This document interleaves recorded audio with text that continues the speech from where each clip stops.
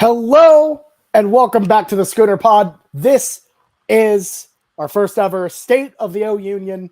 I'm your host, Bobby Howard. With me today, we got Jameson and we got wait, where's Ty? Ty, where you at? Oh, there he is. Sauntering onto the stage is the Tyler Lee. There he's gone. Now he's back. Okay, it's all good. So we're here to talk about the state. We'll do something a little different with the OU athletics season officially over across the board. We're going to jump in and talk about the state of things with the athletic program, the state of things with the fan base, and just an overall diagnostic of where OU athletics, where OU football is mainly as well as we enter the next year. So, this should be an interesting one for sure. I think kind of primarily the thing that started this off, and I don't want to be too doom and gloomy, but like what was going on with the College World Series? I know we're not a big baseball school, but OU getting absolutely obliterated in Omaha by Ole Miss fan support was a little alarming. Was it alarming to you, Ty? No, first, that's not how you're supposed to start a state of the OUnion. You're supposed to say if it's good or not. I will say, Sooner fans, Sooners everywhere, the state of the OUnion is good. And with that, as we roll into our topics, I think, I guess I wasn't in Omaha, but I'm not as disappointed as you are, Bobby. In short, before I hand it off, I think, like I had said with the previous baseball pods or the previous baseball content we had done, it was sort of a house money situation. We're not a baseball school where nobody expected us really to be there, and anything that we did was a win. Even making it to the national championship is a win. If we made it to the national championship with the football team, even if we didn't succeed, especially in a playoff sort of format, a double elimination playoff format like we did, I think that's a win. So I try to keep it in perspective and not get super upset, especially if it's, not saying you guys should or shouldn't, but I know it's a sport that I don't necessarily follow that closely at all unless I'm watching it in person. So I try not to lose too much sleep over that. That's fair. And I know, especially when it comes to performance, I wasn't disappointed by any means. I thought it was a very, very good run for OU baseball. No one expected them that far at all. In terms of performance, I wasn't upset at all. But I mean, it was like it felt 95-5 and 5 being the OU support. And I don't know. I don't know if that's concerning or not for a major college athletics program, Power 5 program with the stature of OU to be like that. But Jameson, I want to hear your takes before I dive a little bit deeper. Yeah, one question for you, though, that I'm kind of curious, because for people that don't know who are listening right now, Bobby, you were there, and you were in the outfield. Did you get any beer showers on you? Was it constant? I was in the upper deck, so I was not in the outfield. I just took a picture on Snapchat, like hanging out in the outfield, but I did not get beer showered on. I mean, like, Ole Miss's culture of doing that, I'm like, that's cool and all, but I was like, what happens, if it's a mixed crowd and there were that 5% OU fan in the middle of that, and you just come out of an absolute depressing 2-game series right there, and you're just drenched in beer each day? That just must be absolutely brutal, and a lot of people, I'm sure, would be very upset. I didn't know if there were any OU fans sprinkled amongst those Ole Miss students who did that. It was hard to see. I know a couple people. Shout out Connor for who were out there in the outfield. There were some beer showers. It didn't look like the degree that you saw on TV when they're at home, mainly because when they're playing at home, those are beers that they brought, and here they were $8 NCAA beers. So that could have been part of it, but I don't know. That's absolutely what it was. I do have one quick point before I let you guys continue to take it down the crowd thing, and that's, I think the SEC angle must be mentioned. We're still the outsiders there, and I'm sure that there were a fair bit, not a super significant number, but a not insignificant number of maybe LSU, Texas A&M fans, whatever else, who sort of did the Homer Simpson back into the bush and then came out in Ole Miss gear because they were already in Omaha for the tournament. So I'm sure there were probably close to a few thousand for sure people there. Maybe not necessarily in the stadium, but in Omaha that were probably a fan of a different school that said, I'm riding with the SEC here. So I saw a good amount of Longhorns walking around who were just there, and I'm like, yo, yep, you got way too ambitious there, cowpokes. But yeah, I don't know, man. It was wild, and I gotta say, props to the Ole Miss fans. I thought they were super nice. They were really cool. You could tell this meant a lot to them. After they won it, because the whole week they were like, nothing ever good happens to us, and we're just going to we're just going to blow it. And when they had that last out, there are people like just sobbing, like crying about this baseball game. And, hell, maybe they probably did. Those fans probably deserved it a hell of a lot more than we did. Cause I would have been just like, all right, well, that'll go nicely next to the softball one. Let's move on. But, yeah, we were outnumbered everywhere. For the most part, everyone was just like, do y'all just not care about baseball? Like, which is the question I got the entire weekend. But I don't know. It just seemed a little alarming to see a program like OU get that like overwhelmed. So. I do want to mention real quick, because there's nothing that I love more. If you listen to the Schooner Pod, there's nothing that I love more than demeaning other people's accomplishments. And I really see it as, like you said, it really struck home when you mentioned the Ole Miss fans having this nothing good ever happens to us thing, which is completely their own fault. If you look at anything in the history of Ole Miss, athletically or otherwise, they bring it upon themselves. But it is very important there. Obviously, I know a little bit about the state of Mississippi. It's very important there. Mississippi State was the defending champions, their arch rivals. So that was a super big deal to be able to take away those in-state bragging rights right away. But it sort of felt to me in retrospect, had we won it, it would have been sort of the wrong thing to do. It's like, to use a baseball analogy, you're in the outfield and a home run ball is coming up and it's you and then a little child right there and you catch it, and then you start like excessively flexing on the little kid. Right here, what happened is we just let the little kid that's not good at sports that matter take the win here to let him feel good. That's ridiculous. Another thing is, like, here's the deal. Ole Miss was a top 10 team coming into the season, and then they had such a roller coaster type of year. And like we already kind of said it, these fans care more about baseball because perennially they have more of a shot to succeed in that sport comparative to, football and basketball. Basketball, my goodness, like Ole Miss really struggles in that field. Kentucky just takes them down every single year in the SEC. But then in football, obviously we know what goes on there. But in baseball, like, this is a team that's pretty good most years, and coming in top 10 and then going to the point where you're almost firing your coach because of how poor you did, get one of the last teams into the tournament, and then ended up being the national champion. Like, of course, this is going to mean a lot more to the fans than it does to OU fans, because OU fans have this feeling in other sports, and we already saw it in softball, and we continuously have it in football, even though some fans may not think it, that we have a chance to succeed. We actually have hope.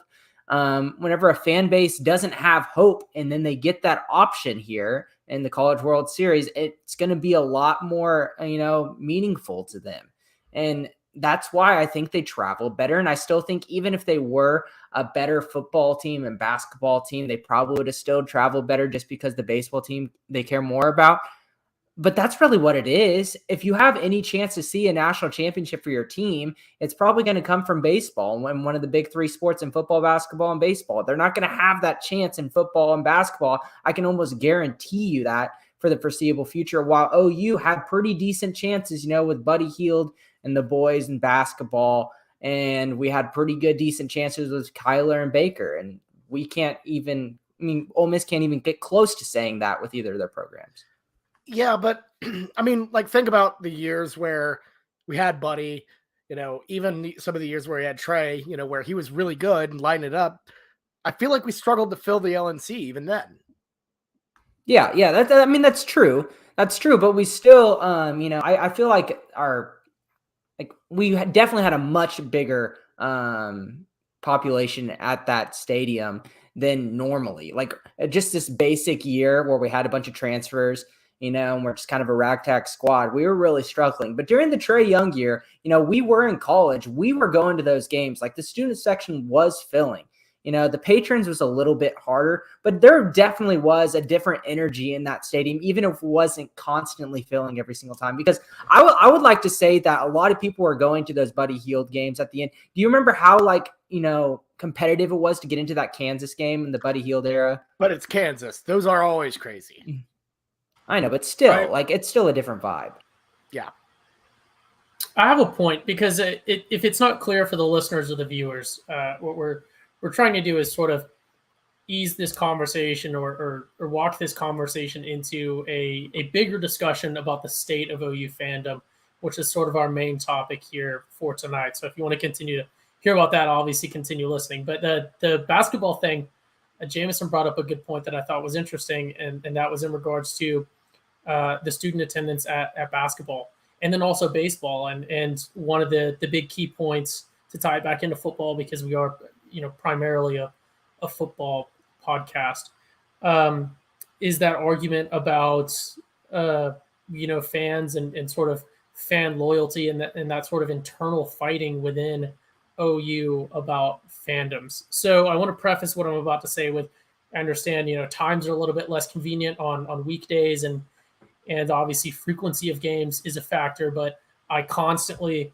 whenever I can get in that debate about, regardless of how you think the students are acting at the games or what you feel about their attendance or how long their attendance lasts at football games, I will continue to forever die on the hill that if we're going to pretend that it's, student athletes and university athletics, and if we're going to keep that veil up, then it's the students of the university that are, should be above reproach and what they're doing as fans. Obviously we respect the alumni, we respect the other fans or whatever, but I think the students should be able to do whatever they want. And I see a lot of people throughout the year, taking those pictures of the student section going, where are the students? Like, why aren't we selling these tickets? Which is a silly argument because it's supposed to say like, oh, if we sold these extra 1,000 tickets, it would like massively drive down ticket prices. It wouldn't at all. If anything, because there's demand and wait lists in some cases, they might increase the price of tickets just because they can. But I'd never really see anyone, the student section of basketball games is almost always very, very full. It sells out for all of the big games. I can't think the last time I saw the LNC sold out. It must have been that Buddy Hield Kansas game our freshman year, which would have been 2015. Was probably the last time that I remember seeing the LNC sold out. Obviously, I missed a little bit, but the student section is almost always at capacity or overflowing for big games, and always has. If you just look at a shot of the LNC, the student section for basketball games is always more full than anywhere else. Baseball games, you're lucky if you have 100-to-1 ratio of regular people to students. It's almost all students at most of the games, the regular games, and it's just. I want to take that time to champion the students as we dive into this deeper discussion about the state of OU fandom and say there's more sports out there than football. And I think it's a silly point when people start to argue that maybe the students aren't the best fans when I don't see a whole lot of other fans besides students at tennis, soccer, basketball, both genders. Gymnastics is a huge one with students, baseball, all these things that we can continue to touch on in addition to the football games. Yeah, for sure. And, I think some of it, I think you're totally right with basketball. The students are the best, most reliable support with basketball. And we'll dive into leaving games early later, probably at some point. But in terms of OU baseball home attendance, like you just have to look at it. This is an athletic department that moved the Texas series to a neutral site. And then the rest of their Big 12 series were West Virginia, Baylor. And then I think that was actually it. I think they only had 4 home series. Just taking a little bit of a look at the other like non-conference ones they did. They played, I believe, a non-conference tournament in Dallas, moved a series to Dallas because it was too cold. They played UTSA, Air Force, New Orleans, Oral Roberts on a one-off, Lamar, Pacific, Wichita State, K-State, and that's it. Like I just I feel like the university, and this is going to be kind of helped, in terms of, we're about to get a lot of really good conference competition coming in soon with the SEC, but I think some of that's scheduling. And I think you could attribute a lot of I guess the word would be apathy to the teams coming to Norman in multiple sports. Basketball, maybe less so. Yeah, I think football wise, been a tough go. They try to do their best, but again, like I just don't think the Big 12 is that strong. And basketball, you got a couple random SEC teams thrown in there in the middle of the December, but I don't know. Jameson, what do you think? Yeah, I think you hit exactly what I was going to talk about in terms of baseball attendance. You either going to come to a game. You're okay. First of all, you're coming to a game for your own selfish gain, and there's two avenues that you can go through that. You're either going there to get good entertainment because we're playing good people, good competition. Whenever we're playing the Tennessees, Ole Miss again in the SEC in the future, that'll be better competition. But also the other avenue of that is if you yourself is really entertaining the baseball team, and therefore people flock to that. But if we aren't winning games consistently and we're a middle of the road team, which we have been as of recently, and I understand the COVID year really took out a really good season from us. And before the Big 12 tournament, we were a middle of the ground team. You can't blame fans in a culture of Oklahoma where we're primarily everything matters about football and basketball, and not many people really like watching baseball, to get them to go watch those games if they're not, really, really good and performing at a high level, and people can hop on that bandwagon, or we're playing someone really fun that they want to go watch. You can't blame fans for not wanting to go to that, just because they don't have to go to games just because they have to feel loyal to the university. So whenever it comes down to, and this is kind of my State of the Union in terms of baseball at OU, what I want to talk to with the fans is whenever we do end up being good and we are entertaining, and we saw it this season in the postseason, a lot more fans flock to it because people like to see success and people like those happy stories. But if you were one of those people that liked baseball beforehand, you were, paying attention to OU throughout the season, you went to a lot of the games, and you're with them from the beginning, don't be that, selfish person's like, oh, you guys weren't with us from the beginning and now y'all are just coming out from the bushes now. Like you guys don't really truly understand it or deserve this happiness like I do. No, that is not how it works. For lesser beings like sports teams, you need as many people as you can get. And Oklahoma fans, we're all a family, and it doesn't matter who you are. The more people, the merrier. You don't think that people at football games, everyone in the stadium are diehard people that have been there since day one. No, a lot of those people go to those games because that's just what the culture is at OU, and people buy in and it gets loud. But at baseball, you can't get there unless you create a good culture and like you are opening up to more fans to come in and have fun, to hop on that bandwagon. And if you're going to be, like I said, that you weren't with me since day one, then how are you going to get more of those people to join you? You're not. So don't be that kind of person. We need more fans at games. So don't be an arrogant asshole on Twitter saying you guys don't truly, enjoy it like I do. Come on. That is the grossest thing I saw throughout all of this. We're not getting enough fans at the stadium, but I've been there since day one. So don't hold me accountable. Come on. Yeah, no, I get that. And I think like a lot of the things that were frustrating on Twitter is like, this is how you have to behave because you haven't been here since day one. And, that's just something you have to live with. You don't come across as like this all-knowing, arrogant, like, and yeah, more about baseball than like say I do. And I mean, shit, frankly, the first two games I saw in person for OU baseball were the College World Series final. But you know what? I showed up and I went there, and that matters. I watched the games, in the postseason. I think any amount of support is good support. I don't care. You don't need to have a resume or anything to be there and support them. You just have to support them. And, obviously some, I think some of that came from a bit of an annoyance out of, probably the main thing I saw was in that Notre Dame game where we had two guys struck out or thrown out at third, and there was a lot of frustration there on that, and they're like, you don't have the right to back this team because you haven't been to complain about that. Well, just let them complain. That's a part of it. That's a part of success. Complaining's good because that means people care. Don't you want more people to care? So therefore you can have more people show up to your games during the season and more people show up to the postseason. So therefore we don't have a situation where we're getting trounced 95-5 again. Because I guarantee if you're saying, oh, you can't go and complain because you don't deserve it, those fans aren't going to want to be a part of this community and go to future games.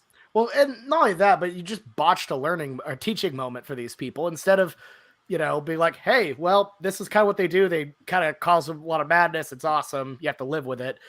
You don't talk down to them. You're like, hey, look, this is just kind of what they do. And, I know you might be new here, but, that's just kind of, this is the way. So I don't know. It's kind of crummy. Yeah, I see what you guys are saying. Bobby, you've never been to an OU baseball game prior? No, this season. Oh, this season. Okay. Oh, I've been to it. I've been to tons on the berm. Yeah, I was going to say you didn't go. But yeah, gatekeeping within sports fandoms. Obviously, we're keeping it OU focused here. I think you can kind of see that across the board. I didn't see any of that sort of vocal. I wouldn't know the term for it, but I guess arguments on Twitter about gatekeeping the baseball team specifically. But yeah, it just seems sort of counterintuitive. I think there is a huge value in sort of rewarding as a team, as an organization, and then even as a fan base, recognizing and rewarding those people that have been long-term fans. And I'm sure they would refer to themselves as true fans or fans through thick and thin. I think those people should be recognized in some way for sure. We want to appreciate those people that even when it's not making it on TV, not getting good attendance, not performing well or whatever, they're still out there cheering. Those are, the essence of true fans, not to say that anyone else isn't, but it's not with OU specifically, it's sort of a weird thing because it's a one brand thing because it's the university. It's in some ways like a city having different athletic teams, but it's not even that. It's completely different even from a Mavs fan also being a Cowboys fan or a Stars fan, because those are all still three different organizations. At its core, it's still one University of Oklahoma and one University of Oklahoma athletics department that those teams fall under. So it's hard to sort of gatekeep, and it seems almost, to use State of the Union terms, undemocratic to say, we don't want these people. You have to have some sort of gatekeeping. So I do think, regardless of what that is, and just anyone that's listened to this pod for a long time knows that we lovingly, I will say, I know I use it lovingly and ironically, but the term gooner for certain OU fans that are maybe the squeaky wheel that's a little bit more vocal than most, and maybe doesn't necessarily have a diploma or whatever else from the university, they're still as true of OU fans as anyone else is, in my mind. And obviously there's going to be some inherent biases towards different fan groups, like people that give lots of money and things like that. And I will continue to die on the hill of student fandom primacy over all other fandoms, but you're still an OU fan, and you're not there's no such thing as a second class OU fan. Ultimately it's about passion, really. It's like Jameson talked about with the baseball games. You're getting something from it. You're not going as a chore. You're not going because you're being paid. You're not going for any other reason than you enjoy going, or if you don't enjoy going, at least when you went, you thought you would, or you wouldn't have gone. So it's to some extent an entertainment product, but it's a passion product ultimately across the board for all these sports. And I think you guys are right when you say that it's inherently wrong to sort of gatekeep it. I don't necessarily think that there's anything wrong with being upset with people that haven't been fans of that specific sport jumping in and then sort of acting like they've been there the whole time, or like they're authorities or something. I think that argument maybe somebody's listening to this podcast right now going, I can tell they don't really know a lot about baseball, and they just started caring when we went to the national championship. To some extent, that's true, and I respect that, and I think that's right to some extent. But yeah, you can't gatekeep fandom. You want more people to be fans, because the more people that are fans, the more attendance there is, the more money there is in merchandise sales and whatever else, the more NIL deals there are, the more opportunities that you're going to get better players, and the more successful the team is going to be. There's never been a sports team that has decreased or that has lost performance because it has so many fans. If we ignore the existence of the Yankees, the Cowboys, and the University of Texas, there are no examples, or the Lakers now. There are no examples of any sports team that has suffered from having a lot of fans. Or I guess Miami. Somebody's going to need to start talking. I'm going to keep listing teams that suffer from success. Yeah, and I mean, I think the point you really hit on that I really liked was it's different, with university versus, just having a bunch of Dallas teams in the Dallas market, stuff like that, because, for people who went to the school specifically, I think there's an emotional tie that can't really be broken that well. So I think there's automatically just a tie to across the board to all the OU programs. And, frankly, I kind of think that as an alumni base, partially, OU and fans just in general, we need to transition out of being a football school, because, and not to say that football will never be king. It will always be king. But this athletic program, I think, has a chance to really become something special across the board. It's on the verge of greatness, and having what was what we all joked about is like our weakest sport going into the SEC almost win the damn thing this year. I think as a whole we need to be a little bit better about supporting that, and I think, like, I know what Jameson said. We don't owe it to them. I agree. I with that, but I don't know. I think as a whole, like, that mindset should shift where maybe we should start caring a little bit more about other school or other sports, and try to divert some of those the energy and resources, because I think these teams deserve it. And I think they're truly enjoyable and fun to watch and good products. So. Yeah, whenever they're putting out good content, we should go and support that good content. And whenever they're succeeding, therefore, if we go and support them, therefore, hopefully they can carry on that success and keep on putting out good content. But therefore, they can turn into something with consistent, representation in the fan base. Just think about it in a podcast situation. People aren't just going to listen to us just because we're an OU podcast and they feel like they have to. They're only going to want to listen to us if we're putting out good content. They should not listen to us just because they feel like they have to. And if we continue to get better listeners, therefore, the more listeners we get, the better content we'll start to put out, and it compounds on itself. And then that's how big podcasts get made. That's probably not our future, but that's how it works. The content providers have to be the one to start first. And now we've seen it with the OU baseball team. They put out a stellar season. Big 12 champions. Let's not forget about that. Yes, absolute sucks to be runner-up. No one cares about that in the future because we didn't win it all. The runner-up trophy, those medals, whatever, don't matter. Only people remember national championships. But Big 12 championship really means something, and it really does, especially in a really strong baseball conference that we had this year. So I think we need to hold our heads high and be very proud of this team. And if they continue to do well into next season, which might be tough because we're losing a lot of really good players, maybe, to draft and whatnot.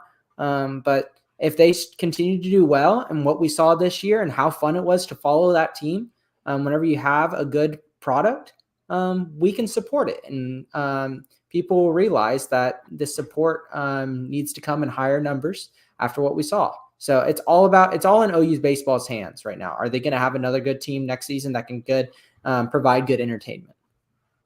Yeah, absolutely. Because again, like, it is about that product. Because even, we weren't around for it, but there was a time where no one showed up to the games in the 90s, when we had Schnellenberger and Gary Gibbs and John Blake. Hell, a couple years ago, Michigan was giving away free, tickets that, for with a purchase of a Coke at McDonald's. So it happens. It happens to everyone at some point, even the bell cow sports. But I think it's about when there is that success that you follow up on it and give, that program the flowers it deserves. And, what really stuck with me was OU when they made the World Series. They sent out a message to all an email to all the Sooner Club people, being like, you can request, your World Series tickets if we make it. Deadline is Sunday or whatever. Well, then on Monday they're like, the deadline is now Tuesday. Please do this. So I think when that success is there, and you have to beg people to go to Omaha, which is for a lot of people and a lot of fans of college athletics, that's like a bucket list type item. When you have to beg them to do that, I think that's a little frustrating. But I'll say this though: Omaha is not the most convenient place to travel, and it's during the heat of the summer. And plus we're not that big of a like airport hub to where the prices on the flights definitely go up, and not a lot of people want to make the 6.5 hour drive. So I understand that. And I understand that, Ole Miss has like similar problems with Mississippi, but they have one of the few issues that we didn't have, is they had a strong fan support coming in because they already had good content beforehand. Like I said, being the number 9 or whatever, so team in the nation in the preseason, they already had fans ready, and geared up. So what I'm trying to say is I understand people should be wanting to go to Omaha more, but for people that have a lot going on in their life, this isn't a quick trip to go to Omaha. You have to completely plan your whole weekend around it. And if you have one event in a span of 4 days, like with me, I couldn't go just because my anniversary with Ashley was on Monday. They completely took me out of the whole World Series. And the week before was Father's Day. Yes, and you can't just go for one day in Omaha. If you're going to make that trip, you got to go and plan for it to be there a long time. And that's really hard for a lot of people, and especially a lot of Oklahoma fans. We already talked about it, do not have your 9-to-5 job that you can take PTO for. There's a lot of people that work harder jobs than that. So it's very, very difficult. For sure, but those aren't uniquely OU problems. A&M had a strong support. Notre Dame doesn't count because they're everywhere. Well, A&M in Houston and Dallas Fort Worth airports had a lot more flights going to Omaha, direct flights that of going out of Dallas with American. You would have, for American, you'd either have to fly through Chicago or DFW to get up to. But I mean, if Omaha. we're also talking about Auburn, Ole Miss, sure, yeah, you can talk about Dallas or DFW and the two, really 4 airports between those two cities. Don't get me wrong, but I just a little tricky. I don't know. It's clearly about. It's clearly about buy-in, and we definitely do not have enough buy-in. That's for sure. I'm just saying there are some excuses. If you look at the top 10 of college baseball attendances, it's Ole Miss was 3, Texas A&M was 5, Texas was somewhere around 7. It's because they have those cultures built up, and some of that falls on OU for you have to put out that product as a whole experience, and when the best part of a ball game, going to an OU game, is literally sitting outside of the ballpark. That's something to be said. Well, and I think earlier on the podcast, actually, real quick, let me throw one quick point out there.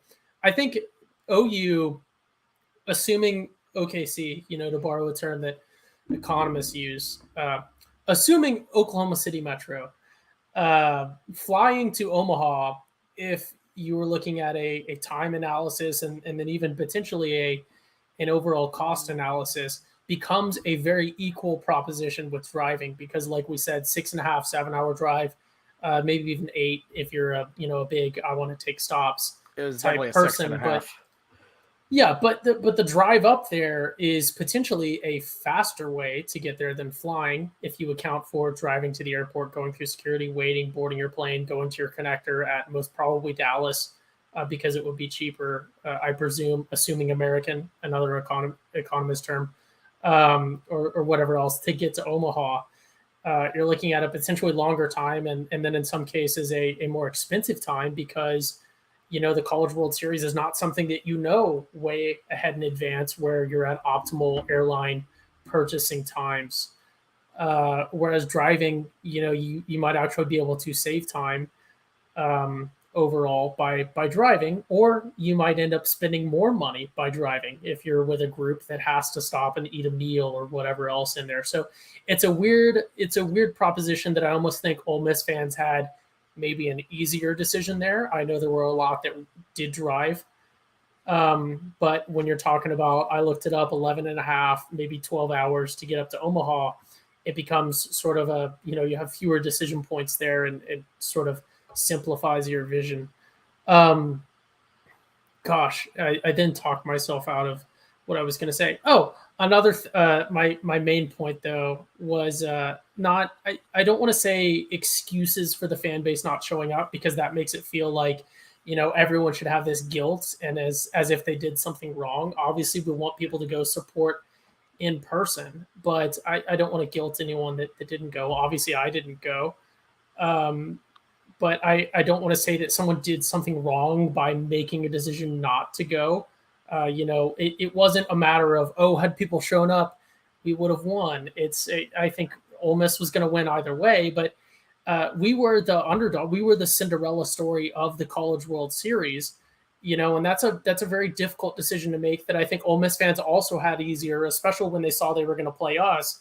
I know from my social media, knowing a lot of people that are Ole Miss fans and from Mississippi, as soon as they saw they were playing us, they were like, oh, we're winning the Natty, let's go. It would be like if some weird college football playoff scenario occurred and OU ended up in the brackets playing someone like UCF or something, or OU ended up in the brackets playing like Bama, and then UCF won the other side of the bracket. OU would sell out those tickets because we'd be like, oh, hell yeah, we're going to win the Natty. Like, it was a Cinderella story team. Give us like Michigan State. Let's say Michigan State, because they've been there before. What I was saying, is specifics are taking me off track, but it was, they saw, oh my God, we have the Cinderella story team that's sort of scrapping by and using Schooner Magic, and they're also on the other side of the bracket. And but no, like you said, they were top 10 coming in. We were unranked coming into the season. Fan support. They were the last team in the top 10 in the preseason polls. No, coming into the season. In preseason, you're right. Yeah, I understand we were both bottom seeds coming into the bracket, but they're a fundamentally really good team that is perennially competitive. That had some missteps, but then brought it back together. Whereas OU was sort of a team that like. We're never known for. What I'm saying is, I think it was a much easier decision for them. So I do want to say that was definitely a factor as well. But it is also an SEC thing. It's also a Southern thing. Is they care about all of their sports equally, and I think that's something that we sort of saw a taste of here because we paid attention to a non-football sport, and we're going to start to see a lot more in whatever year we go. I guess 2025 now is they're showing up for everything. Yeah, and I think that's kind of the point of, I think that's a very important thing to say, because the point of this show, this pod specifically, is to be like, hey, we need to get towards that. And I have my issue with the College World Series turnout wasn't that, Ole Miss beat us. It's the fact that it was as bad as it was.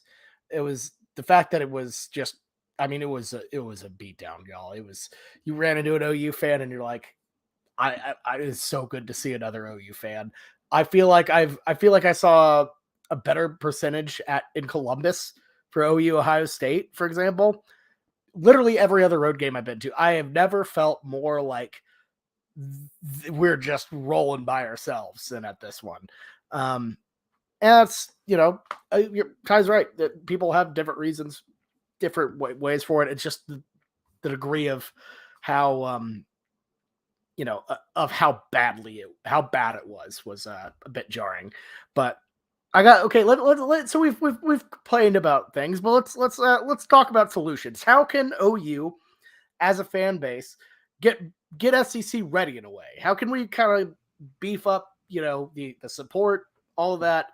That goes for both the fans and the university, because you have to put out a good product. So let's start like basketball wise. Jameson, is there any way we can build a good culture at the Lloyd Noble Center, or do you think you just have to totally tear that thing down and reset? I think you can continue at Lloyd Noble. We've kind of talked about it in the past. I don't know how much moving it over to, Robinson, whatever, over close to like Torchies and whatnot. Isn't that kind of what we were thinking about for the other stadium? Blazers ice rink. No, At least we'd be able to sell it out. We'd be able to sell it out, So there's that. My thing is, I've said it. I'll probably say it for the third or fourth time this show. Here's how you move towards success, and always, every once in a while, no matter what kind of team you are, or how good you are in the past years, there's always going to be a couple seasons where you get a really good team and things end up doing well. And we just saw that with baseball. Let's just talk about basketball. And we saw it with Buddy Hield and Cousins and then Trae Young. We start doing really well. We get success. So therefore the fans come. The fans come. That means more money. And whenever you have more money and more support, therefore you're driving a good product. And especially now with NIL, if we can drive a good product that a lot of people are wanting to go watch, and we have money and, donors that are saying okay, this is fun to come watch this. I can put money into this. Therefore, you're going to get good players. This is legitimately the snowball effect. And whenever you get good players, you continue to have good product.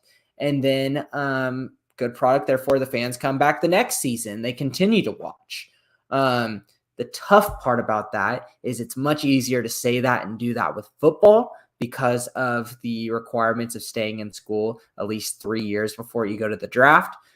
And basketball, you get one guy like Trae Young, it's one season, you snap your finger and he's gone. So it's really, really, really hard to keep it up. But all it is, I think, is once we see a team that is fun and you enjoy watching them on TV, maybe you didn't go to those games, but you paid attention to them kind of from afar.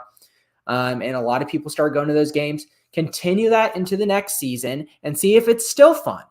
Hey, if the next season is still fun, then you can continue to go into the next season. And therefore, it starts creating that snowball. But if that snowball stops rolling and one of those seasons wasn't fun, then it's kind of on their end to try to correct that. So I really think all it starts with success, and then money comes after. That's fair. Ty, your thoughts? Sorry, I lost my cursor. Couldn't unmute. I think Jameson is on the right track there. I think I agree with everything he said, but I do have some stuff to add. I don't necessarily think it's even an entertainment product. I think it is a lifestyle brand, I believe is the industry term. And that's I really think that's football's key to success, really, is you have a lot of people from Oklahoma and from other areas even that maybe didn't go to OU. Maybe no one in their family has ever even actually gone to OU, but they support the football team because they like football, or they like, just identifying with a brand that is generally successful, that is from their area.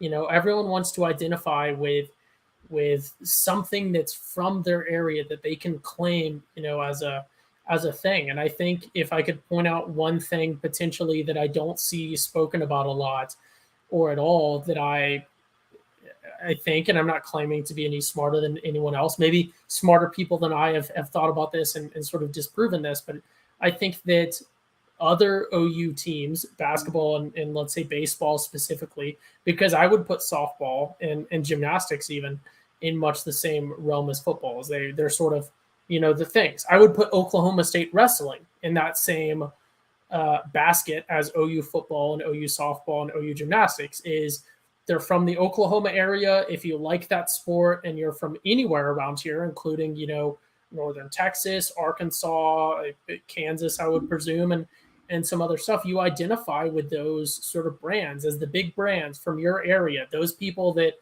went to your high school maybe or were from your hometown or whatever else, went and contributed to that brand. And I think that baseball and basketball could do some things. I think it would cost the university some money out of pocket, but would be a good investment that would produce returns in the long run. And that's something like, maybe baseball has to pay to go play in Bricktown, or maybe they could get it for free, but just stuff like that. Stuff where they can go engage. I know it was a fluke. I don't think it was by design. I think it was for COVID.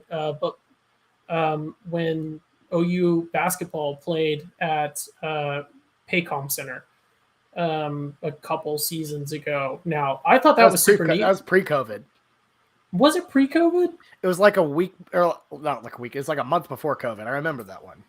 Yeah, but that was super cool, and things like that, like engagement around the state. Maybe playing, different people around. I think, but what I'm getting at is sort of getting that buy-in from people that aren't from because I think the buy-in is already there from alumni and from active students, especially because students, everyone knows someone on one of the teams or knows someone that knows someone on one of the teams. Like that fan base is sort of self-sustaining, but football has a ton of fans just because of their success. But I think it's more than the success. I think you can push both of those metrics upwards or forwards at the same time. I don't think you necessarily need to 100% push success, and then if you build it, they will come. That will obviously be true, but I think you can also push this metric of, hey, we're your team. We're Oklahoma's team. We are Oklahoma's gymnastics team, which we are, for the entire state.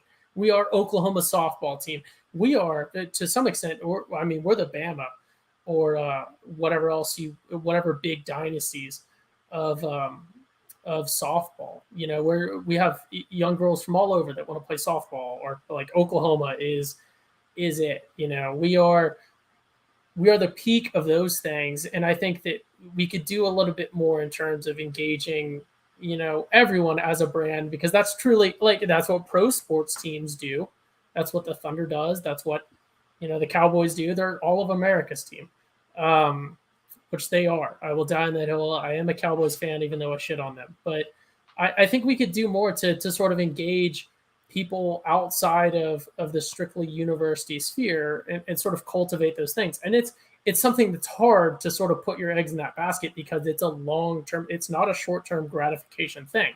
It's like a Baker Mayfield thing. Yeah. There was a Heisman and a playoff run that obviously went bad, but that was cultivated, and that came to fruition in 2017. That was cultivated 20 years prior, with him growing up and being like, oh, I want to be an Oklahoma fan, because he went to Tech and then left Tech, could have gone, pretty much anywhere and did what he did. And he said, no, I'm an Oklahoma fan. I want to go there. That was a 20-year, long-term investment that no one would have guessed paid off, that ended up paying off massive dividends for OU.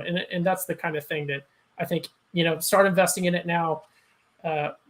Napoleon once famously said, marching down a road, I wish there were trees here for my army to stop and rest in shade under. And one of his generals said, sir, that would take 10, 20 years for those trees to grow and have shade for our armies. And then Napoleon replied, well, we better start planting them now then. And I think that's the case for a lot of OU fandom. Yeah, and I think, definitely culture-wise, but I feel like, yeah, I agree. You got to keep that brand going, and I think it's strong. And I will say, partially some of that, Napoleon's concern about the lack of structure along those roads. I kind of think that it's an infrastructure thing as well at OU, because let's throw Memorial Stadium out the window here. You don't need that to be too fancy. Just a place for loud OU fans. I don't think football stadiums need to be that special. Do enough to placate, the rich folks who keep, padding that money for sure. But I don't think Memorial Stadium needs too much. I personally hate Lloyd Noble Center. I think it's incapable of providing an atmosphere good for college basketball, mostly due to its bowl shape being as, not suited for college basketball. Can't stack people on top of it. You can't create an intimidating environment when it feels like a cavern. So I think that needs to be either renovated or reset. I know Jameson disagrees. And not even necessarily like I'll agree with you about how it is inside, Bobby. I was just thinking about the location cost wise probably is going to be kind of a tough sell. But yes, keep going. Yeah, for sure. I think that atmosphere, that environment could be better. Baseball, Elldale is not awful, but it can be beautified easy. Ballparks can be fixed. I don't know what that would look like. Obviously try to encourage the berms more, but not really. You can't really do that one because you can't be like, hey, students, go drink on a couch. It's kind of a wink, wink, nudge, nudge thing with the university there. But, I think that's one where the fans have to come in and make that one better. Maybe, I don't know, add more berm space and give them a solid nudge. Be like, hey, look what you can do now. You have more space to drink beers on couches. But I think when it comes to college football, the bread and butter, they have to expand tailgating, because that to me is something that, OU football, the fans are going to show up. They're going to care. But if you make that an absolutely perfect experience, it doesn't matter if you win 9 games a season. People will come for that. And I think if they expand tailgating, have a more relaxed, just fun atmosphere, that's the move there. And I think it's an absolute necessity, especially when looking at other SEC teams. Apparently there are concerns that other SEC teams are like, we have expectations on what our tailgating is like. They don't match it. We need to be better. So I think for me, tailgating needs to improve to be approved. And that falls on the university. So I think building that infrastructure for fans to thrive, to have more fun is key. And the university has to step up and, do something more than just kind of providing us with not a lot to go off of, I suppose. Mm-hmm. I think the move to the SEC will be a huge wake-up call for tailgating, because the way that they do tailgating is, you don't think so, Ty? I think so, just because it's going to be a push, because we don't like being a lesser in the eyes of other people. We're Oklahoma. We think that we're, blue blood, and we should be at the top of almost everything that we do. If we're at the bottom of tailgating, I understand that's not like the highest thought, in terms of like, the collards thing, and, the athletic department thinking about how they can improve their product. But when we get there and we're getting outdone by away teams when we play like an Ole Miss, but we still win those games by like 30 plus, I think that's going to show something. So I would like to think optimistically that that whenever we move to the SEC, we'll adopt more of an SEC style, while we're in the Big 12, we really don't have to as much. But I agree with you, Bobby. There's definitely some changes needed to be had. DeMarco Murray tweeted out a Yamaha. Did you see that? A Yamaha? Yeah, that was what? He tweeted out Yamaha 15 minutes ago. I have no idea what that means. Probably just bought a motorcycle and or a musical jet ski. Or a jet ski. Or probably a jet ski. It's a jet ski. So or right maybe, now maybe it's a musical. Dalen Smothers is a guy that we're like going after. I know DeMarco said like, let him know where home is, Boomer, as like a tweet. And I think he like announced that he's down to like his final 4, I believe, in a recent tweet. And it's like a big race between us and Florida State. But this is another 4-star running back guy that would kind of close out our class. So I'm guessing where he's just trying to accumulate hype. But that's going to be a close race. And we'll have more in the future on some recruiting corners, because there's a lot to be had. But in the State of the Union, there's so much dense content here that I don't know if we could add any more for y'all. But Ty, do you not think in terms of tailgating, once we get to the SEC, we'll almost acclimate? And what is the word I'm looking for? It's like whenever I'm like a chameleon. I change to my environment. Assimilate would be the sort of assimilate's a good one. Assimilate. That's what I'm looking for. Yeah. Camouflage. No, I don't. I agree that we would assimilate.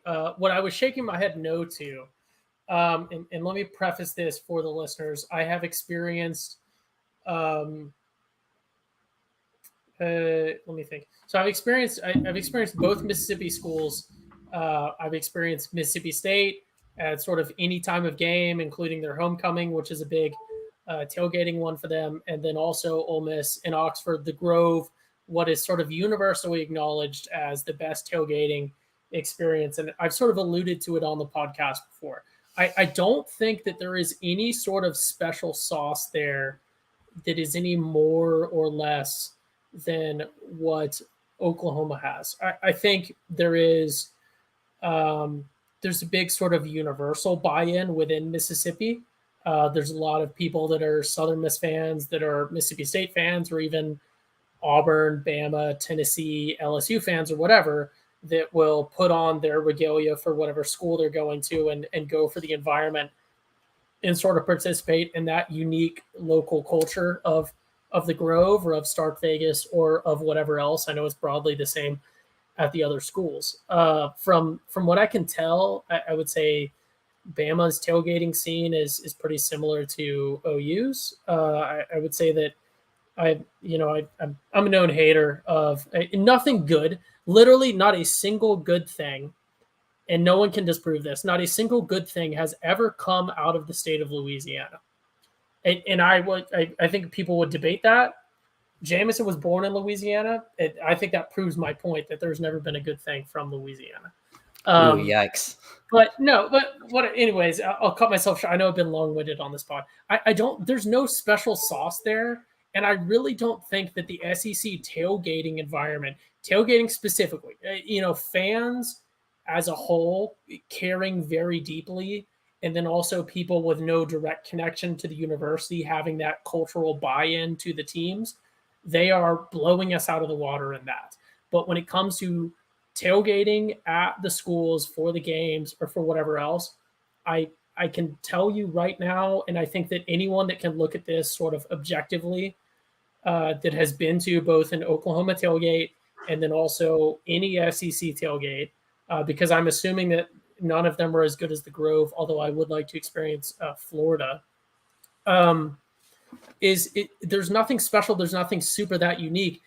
What Ole Miss does that Oklahoma doesn't do is they just have a smaller available area. I think that OU fans get kind of caught up in this, our tailgating isn't that great because it doesn't seem that large, which it kind of isn't. But then also you have that sort of little group that's by the duck pond. You have that sort of little group also by the duck pond and by Lindsay of the rental tailgates.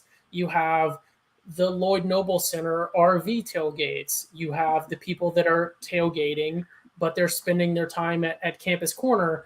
And I know there's little batches of things, like people at homes. There's a couple Airbnbs off campus or other homes. And then the North Greek and South Greek that are sort of their own, sub tailgates. But there's really three big areas. We'll include the fraternities and sororities in there. So there's four big areas, and they're all not really that walkable. Like you could walk from a fraternity at South Greek to the duck pond to tailgate, but you're not really sort of doing like a frat lap or like a bar hop thing where you can keep the party going.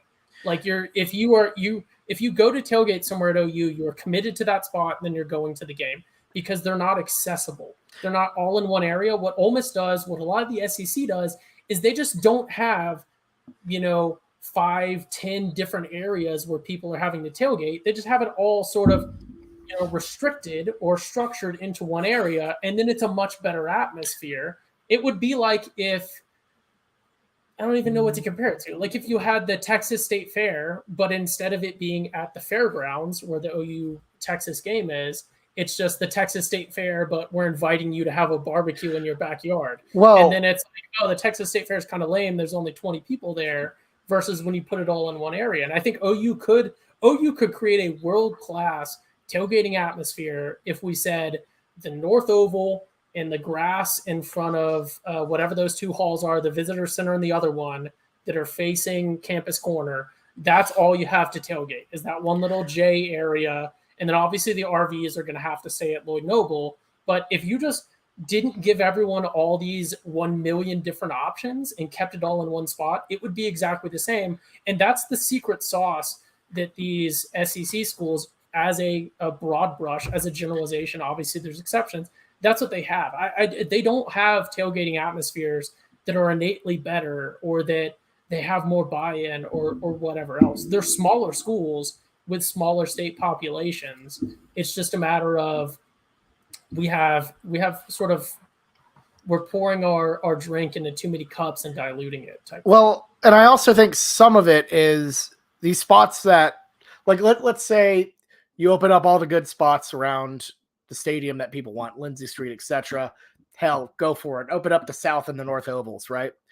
There's no chance in hell any tailgater would be, out randomly at Lloyd Noble or at some of the spots they are at now. They would consolidate. You have to give them good spots in order to really thrive. And it's you are right. It's not a SEC specific issue.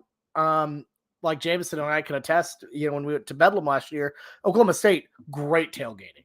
I feel like the same goes for Iowa State and K-State. That's more of a wide open spaces situation. But with OU, you just kind of have to sacrifice. You have to kind of take the bullet a little bit. And look, Molly Shybourne isn't there anymore. So that helps. We don't have to worry about the Flowers as much. Yeah, I completely forgot about that. that was honestly really tough. It's been a lot, guys. I say we move on. Just finally, we took on some questions, Bobby, from our listeners. A couple of them were, trolls, but we'll go through all of them. Just to kind of quick fire through them in this pod. Yeah, absolutely. A couple of them were anonymous. So if your name was there, first off, all right. First question from Connor. How do we get more Sooner fans to travel to games? We covered a lot of this in this show. Jameson? I think it's success. I really do think it is. I mean, and then having good non-conference opponents. I told y'all earlier, there's two things. It's either you're going to a game because Jameson doing horns up. Yeah. Oh no! You realize sometimes I do that for some reason. Whenever I say 2 or 3, I've been putting up weird finger combinations. I don't know. But maybe it just feels more comfortable. But one is you have good Freudian horns up. Okay. You use the Texas version for 2. If we are good, we use this. Oh no, we don't use that in Oklahoma. Oh my God, we don't use this. No, there's only one Oklahoma, so we do that one. Hey.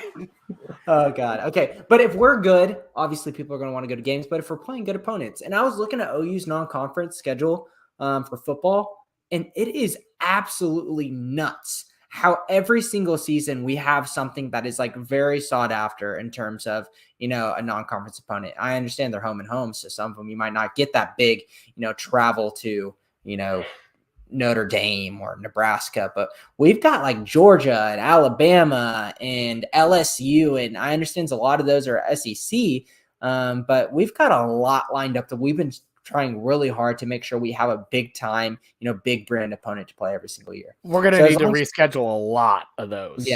Yes, but I think it'll be just fine because I can see that the athletic department has this idea that we need big name opponents, and that's what we saw with Ohio State. I felt like there was, like Bobby said earlier, there was a pretty good showing at the shoe. But if we play the team, I'm pretty sure Michigan's on our list too. It is. That's, if we go to the big house, it's going to be, a really fun game to go watch. We will continue to schedule those. So I think that's just the biggest thing. As long as we have good opponents and good product, people will go. Ty? Yeah, I would say per my last email, listen to the last hour of content we just did.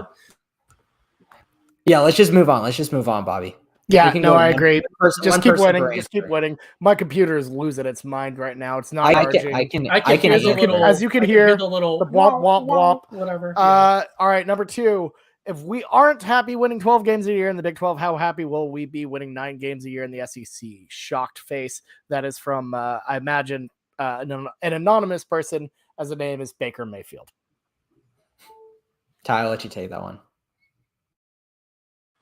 Sorry, Jameson, can you take this one first real quick? Yeah, for sure. That's fine. So essentially, winning 12 games in a season is absolutely wonderful. That's the pinnacle, because 12 is a really damn good season. 11 is also very dang good.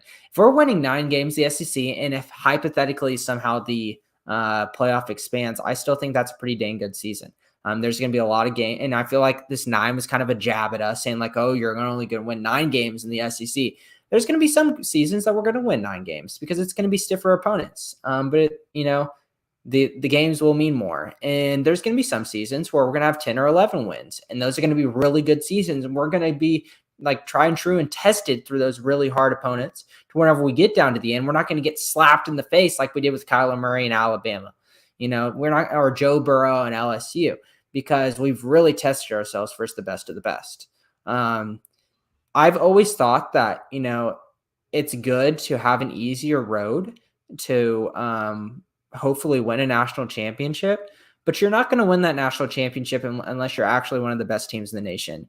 And unless you're one of the best teams in the nation, you're not going to do well in the SEC. But if you are, you're going to do well in the SEC and you're going to make it to the end. We've seen it even with Alabama, who loses games on flukes throughout the season. They find themselves in the playoffs and they do really well and end up winning. That's just how it's going to be. So if we're playing better opponents and we're not winning as many games, we're going to continue to get better. And there's going to be some games and some seasons where we'll do well and we'll get out of that mess. But it's not as clear and simple as we're going to only win 9 games every single season. That's just foolish. Jameson, did you say it'll just mean more? Yes, I did say that. I hate it because there's so many times where I try to actually not use that saying. I'm like, is there another way I can say this so I don't continue to say it? But I feel like it just legitimately fits in so many conversations about the SEC. Jameson, lean into the troll. Lean into it. But it's true. I mean, it's really what it is. If we win 9 games some seasons, so be it. At least we tried our hardest versus some of the best opponents. And I think 9 games winning in that conference is going to be really good. You cannot win every single season. And it's going to feel a little bit better that at least we had that opportunity rather than, 11, 12 games, then we just get slapped in the playoffs. I think the fact that the games that we're playing are going to they're going to have higher. They're going to mean more. They're going to have higher stakes. So maybe one could say they would just mean more, but I'm going to say when that includes when you lose, then you're like, well, they didn't blow it. They just were outmatched. I don't feel like they felt like that against OSU or Baylor. They felt like they just could have done more. So when you have better competition and you falter against them, then you're not really blowing it on or blaming it on OU blowing it. I think that helps. I think the higher level of competition will help. And let's say they do win the SEC some year. That is going to be one of the most hype this fan base has been probably since the 2000 national title. So it'll be really good stuff. Ty, your thoughts?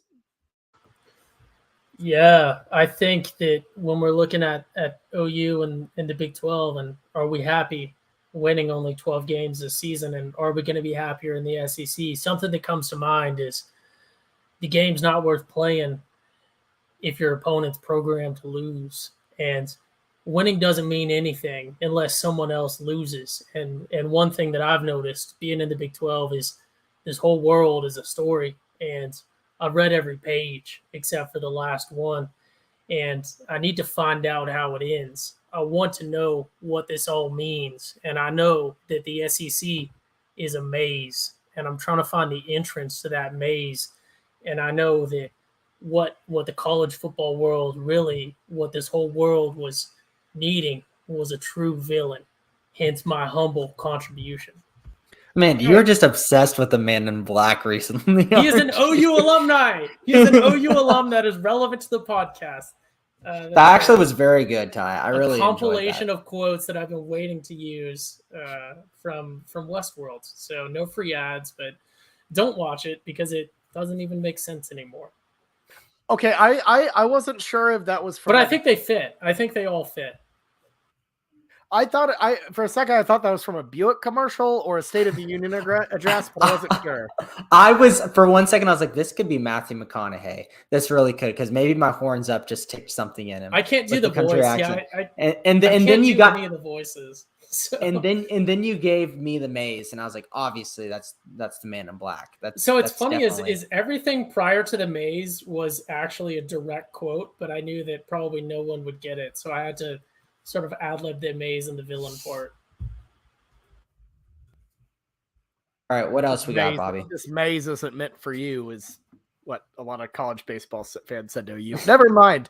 All right, this next one is from another anonymous, because their name is Sam Bradford. How do you pronounce? Okay, I think this is a very specific dig at potentially me. It says, how do you pronounce Brent Venables' name? And they spelled it Venerables. I accidentally have been pronouncing his last name Venerables on accident. It slips out. When? hate it. I haven't even noticed this. I feel like it slipped a couple times. I don't know if I do it on purpose or what, but growing up, I always said Venerables. It is very clearly Brent Venables, but I definitely screw that up a couple times. Any more digs at Bobby in here? I do want to say real quick on that question. I don't have an answer, but I did see the text transcription of the question, and I want to thank whoever asked that question. I guess they gave us their first and last name. Sam Bradford is a fan of the pod, but shout out to the proper grammar and punctuation in that question. Not a lot of people would get that apostrophe right. Fair enough. And okay, yeah, for sure. Moving on to more name-related things. This is from Adrian Peterson. His initials are literally AP. He's AP, not AD. This has to be a whole one person who's just trolling us, continuing saying OU legends. Okay, well, Adrian Peterson, you would know that nickname was given to you by your dad because you could run all day. So, yeah, it's because of all day, not because of his initials. Not every nickname has to be initials, people. I hate when nicknames are just initials. Those aren't nicknames. Those are initials.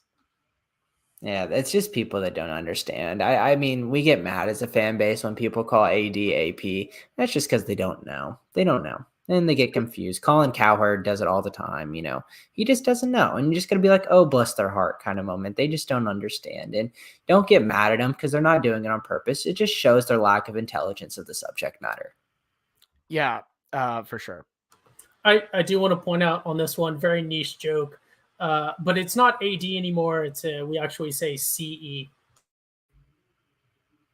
Pause. I don't know. Do you guys see that I don't know until someone gets that. You see that he's gonna box, like, was it Le'Veon Bell or something? Oh no. That's actually going to be very scary. Whoever would fight Adrian Peterson in a boxing ring, I would be so scared because he has been known to throw some hands. So his handshakes are legendary alone. So I wouldn't want to get hit with one of those. Okay. Moving on, Spencer Sanders just says 37-33. That doesn't matter to me anymore. Lincoln Riley's gone. He threw the game. We don't care about that. And I will say that's kind of what makes that Bedlam so funny, is that none of us cared almost immediately afterwards. They're one of their biggest wins in program history got immediately overshadowed by an OU news story, even though it was OU in pain. We got anything else, Bobby, or do we want to keep on appeasing the trolls? We've been kind of long. Yeah, we'll stop feeding the trolls. We got a good one from our great friend of the pod, Michael Whitman at It's Litman. Who is their biggest antagonist, not rival, this coming year? For example, like Mario has Wario, Texas has Kansas. Who does OU have as their biggest kind of antagonist? I still think that rival and antagonist really go hand in hand because, like, we don't have that embarrassing moment, you know, that Texas had with Kansas, you know, that monkey on their back almost. The antagonist is we know that Texas is starting to recruit better, and that's scary. I understand we play it down a lot as a fan base saying, you know, okay, they get all these really good players, and time again, they just screw it up. You know, their 5-7 is going to be a 6-6. But, you know, getting Arch Manning, even if you guys don't think this guy is, you know, all that he's put out to be, maybe he's just number one player in the nation because he has that Manning name and it overhyped him a little bit. Still, hype is a big deal, and it's going to be very, very hard beating this Texas team in the future. So I'm honestly scared. They are legitimately, I think, like, you know, like the evil villain versus us in our journey, because we're moving towards, you know, the SEC, us and them by ourselves. We're the two new kids coming to that school. And I would like to be the more popular of the two kids. And if Texas comes out on top and is more popular than us, and, you know, in terms of football, that's not going to look good for us. So, yeah, well, yeah, obviously Texas is our biggest rival. They're our biggest villain. They're our Bowser. Our Wario, though, that one random thorn in our side that won't go away, for me, it's a clear answer. It's Kansas State. That program, they're not quite a rival, but they always pop up They cause some trouble. They'll beat you sometimes. And you always might be in for a wild game. So K-State for me is our biggest antagonist. I would say our biggest antagonist is the NCAA. And they present us numerous challenges, and we will meet these challenges, not through big NCAA. The era of big NCAA is over, but we can get back to a time when our Sooners were just left to fend for themselves. Instead, we must go forward as one Oklahoma, one SEC, working together to meet the challenges that we face. Was that JFK or Hank Hill? I couldn't tell. I'm telling you, this is how bad I am at accents. That was Bill Clinton. But yeah, it did sound like Hank Hill and JFK had an illegitimate baby that Jackie did not know about, and that Maryland raised in a foster home in Palm Springs. I was about to say, Hank Hill, damn, he's pulling out quotes. I haven't seen that episode of The King of the Hill. My God. But that is pretty much really verbatim a Bill Clinton State of the Union. Oh, that was beautiful, Ty. Good job.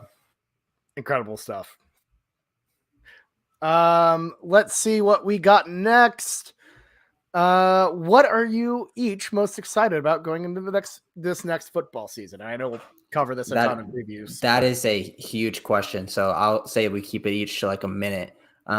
Most excited, obviously, the most obvious answer is the intensity on the defense for me.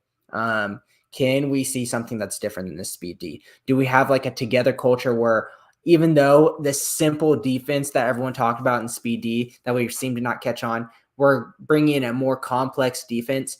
Will we have less holes? Will there be less big plays? Will we feel like that we have a legitimately solid defensive scheme that can stop offenses and feel confident every single time the defense goes on the field?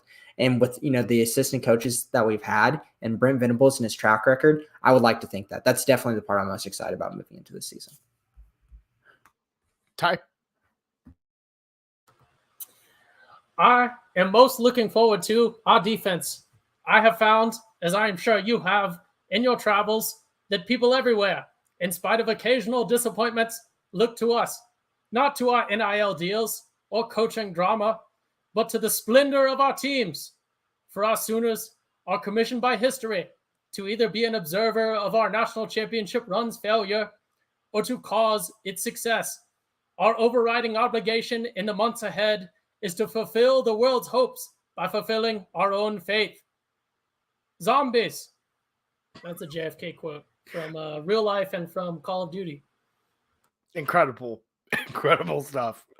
I kind of okay. There was a real answer in there though, and that was our defense. If you didn't catch it, yeah, no, I think defense is definitely up there. I'm excited about the defense as well. But to break the pattern a bit, and genuinely, I'm actually very curious to see how OU looks like under Jeff Lebby, having a designated offensive coordinator with Dylan Gabriel in. I'm really intrigued to see how that offense operates. I'm excited, a little curious, a little nervous. So I'll go with the offense. So moving on from Carly, we have, what do you think is the most important issue the new OU coaching staff will face this upcoming season? I'm implying football, but this can be applied to baseball too. Let's just go with football. Jameson, go for it. So the question is the most problem coming up in the off season or in the season? Upcoming season. I kind of botched it. Okay. I was about to say for the off season, I think. Let's just screw it. Let's just make this my answer because that's what I was thinking of first. I think it's a big deal that we are not going to be getting some of the star-studded 5-star wide receivers and quarterbacks that we've been getting in the past. And that's going to be hard for our identity. We have been very spoiled with these quarterbacks that we've been getting in, and Spencer, I understand Spencer Rattler failed, but Kyler Murray and Baker Mayfield. And I understand Jackson Arnold has a lot of hype coming up for him, but, we're not going to have that this year. We have uncertainty.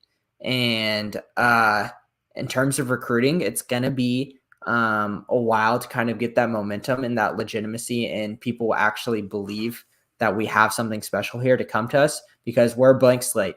So I think definitely getting a reputation and showing how legitimate we are on the offense side of the ball for recruiting is going to be a huge deal for us. And it's going to be a little bit of a curve of the talent that we get in these first couple of recruiting cycles. Ty, most important issue OU faces this season.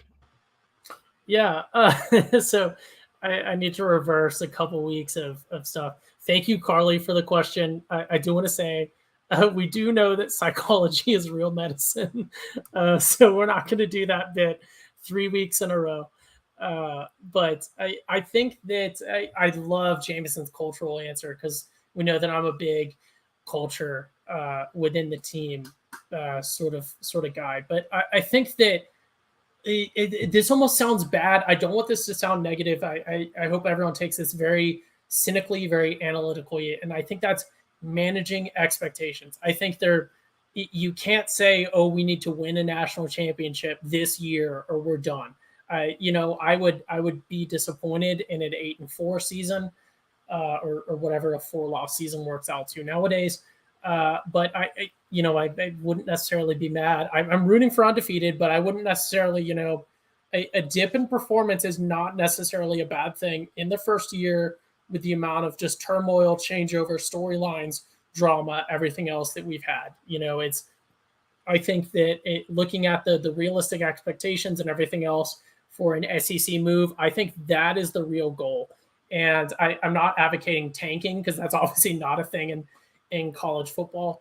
But I think Brent Venables is smart enough to know that SEC move and what happens right of that action is what really matters more than anything else. And I would tolerate us, maybe foregoing some short-term gains in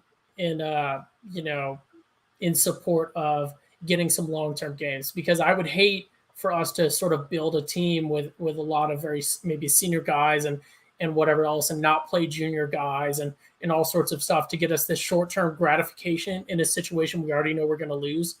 And I think that if we manage expectations, then we facilitate that, because I think if we don't manage expectations and everyone's expecting, world-beating playoff run, everything else, which I think we're capable of, but I don't want us to sacrifice long-term gains for those short-term gains. So managing expectations. That is actually kind of the perfect answer. And I think, unfortunately, just knowing OU fans, Bud Wilkinson said he created a monster that constantly needs to be fed, that constantly needs to be satiated. And they got to live up to it, unfortunately, because I think the mobs of Gooners, the mobs of OU fans, they're gonna have to adapt. And I think as a fan base, we all have to give them a leash, give them time to get ready. They lost a lot last offseason. There's a lot of optimism. There's a lot of good things to be excited about, but Rome isn't built in a day. It doesn't take forever. It takes a long time to get that going. But unfortunately, this team's going to have to win. That's the bad news. They're going to have to really, really win. The good news it's a weekend to Big 12. Oklahoma State lost their defensive mastermind, lost a lot of talent. So they're not the same beast they were before. Baylor's non-conference is pretty easy too. Yeah, for the most part. Yeah, like this season, honestly, you're getting at this, Bobby. There is a lot of opportunity to go undefeated, even though we might not have the strongest team. Yeah, and it's it's tricky. It's tricky, and they're going to have some luck in there. Dylan Gabriel has to be healthy. That without Dylan Gabriel, I think you're any chance of winning a Big 12 out the window. And you never know. We didn't see Baylor doing as well as they did last year. Ty picked them last in the Big 12, I think. Who would have done that? Which they were, right? Okay. They won the conference. No, okay. And that was, Bobby, Jameson will agree with me here, inherently unscientific. We had a sample size of 1 with last season, okay? That was one iteration one sample size of how that season could have gone, right? I want a peer-reviewed, double-blind test with Look at you multiple, go. one independent variable. Randomized controlled trial. That's what you're trying right to now, say. Yeah, because what we had was an inherently biased sample size of 2021 season where, yes, Baylor won, but they could still very well be the last one. That was an inherently flawed, test. There were a whole host of things. We had a ton of variables changing, and no one in their right minds would. I understand Bobby wants to do his own research with the 2021 season, and I say Baylor won. Okay, objectively, they're last, right? Okay, trust the science. Your alternative facts of college football is that Baylor did not win a game. No, that's your alternative fact. You're using a sample size of one study to say that they were the best in the Big 12 when everyone knows that they were last. Theoretically, of course, you're right. But yeah, no, we don't know what team's going to come out of this. Who knows? I think there's a lot of expectations to manage, though, and I think, frankly, every OU team struggles with it. But making that first impression it completely sets the stage for everything. Jameson said a lot of it as well, of establishing yourself with recruiting. All eyes are on this year one. I don't know if it's fair that it is, but the foundation of this year can, I don't want to say what could make or break Venables' tenure. Saban lost to ULM his first season, but it's big. They got to make some serious headway. They got to really make a splash that this team is going to maintain the success that it had under Riley and Stoops. That Rome has not burnt. We don't have I don't know, Nero or some other bad Roman emperor in charge. We are not headed for another dark ages of college football. So, or in Norman. So, Venables and them, they have to convince people to do that for sure, or that things are going to be okay. And they have to do that by winning. And they have a lot of opportunity, and I think they can really get it done, but we'll see. It's going to be fun to break down. I tell you what, we're like a little under 69 days away from college football season, so it's pretty exciting. Nice. But I know. Last question. Fair to assume Lindsey Gray Walton is on the hot seat. OU's head volleyball coach. That is from Thomas. Agreed. Yeah, volleyball's been awful. I think 4-17 last year. That's of all the athletic programs, that's truly probably the worst one right now. So yeah, she's on the hot seat. But anyways, that's our show. That is the state of the OUnion. All things considered, things are damn good. It's a good athletic program. It's on the rise. Mm-hmm. But as a fan base, as an athletic department, there are more steps to be done. We can't be satisfied with where we are because true greatness is just within our grasp. I really think that the best is yet to come for OU athletics, for the OU football department across the board. Exciting stuff. We all just gotta support it. We got to become a more well-rounded program, folks. But I believe we can do it. We can be more than just a football school. We can be an everything school. Wouldn't that be pretty damn good? I think so. So, Jameson, any final thoughts before we head on out? No, hour and a half is great content. I thought we made a lot of good points. Yeah. Ty, final thoughts? Yeah, Bobby, like you said, Rome wasn't built in a day, and we're coming up on this new era as we transition into the SEC. And I will say that, like you said, Rome wasn't built in a day, and Rome was also built it was also not built by both Romulus and Remus. Romulus had to kill his twin brother Remus, and unfortunately, we had to kill OSU, who Bobby's a known supporter of, in this move to the SEC. But we had to make that decision to take out that person for our own good. And once again, Rome wasn't built when both twin brothers were alive. So sometimes you got to cut the fat, and we've done that. So here's to building Rome. That is actually surprisingly poignant when it comes to OU and OSU. We had to throw them under the bus. We had to give them the Remus treatment. That's great. But yeah, so I'm excited for it. And shout out to you, baseball and softball, for making this offseason like as tiny as possible. We're about to enter July, which will be just a month of previews. We are really stretching this thing out. We're going to do a lot of really cool stuff, maybe a couple tier lists. I want to mix in some really solid college football analysis with some really solid random BS that I truly love doing with y'all. And then we're going to hit the ground running super hard in August when training camp hits. And a lot of good stuff to come. Ty has exited the stage, right? I don't know if he's coming back, if he has any hat or anything. But I think we're ready to sign off and call it a pod. So Ty, rush back to the screen if you actually do have anything, or speak now. Forever. Oh no! He hit us with the horns up! No! It was oh no, we gotta go. We gotta leave this. For me, Jameson and Ty, this has been the Schooner Pod. Y'all have a good one. We'll see you soon. Boomer Sooner. Peace.